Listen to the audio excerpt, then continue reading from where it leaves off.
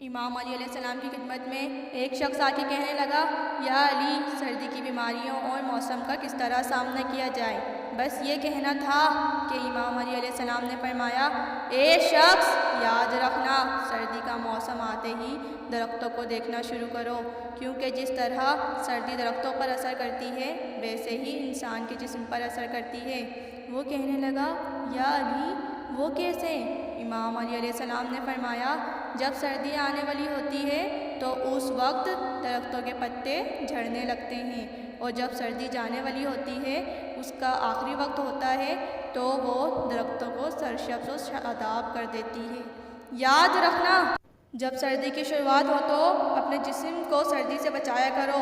اس وقت کا موسم انسان کی صحت کے لیے بیماری کا سبب بنتا ہے، اور جب سردی اختتام تک پہنچے تو اس کا خیر مقدم کرو، کیونکہ سردی کا اختتام جس طرح سے درختوں پودوں کو سرسبز و شاداب کرتا ہے ویسے ہی انسانی صحت کو بھی تر و تازہ کرتا ہے، انسان کو جسمانی بیماری سے دور کرتا ہے۔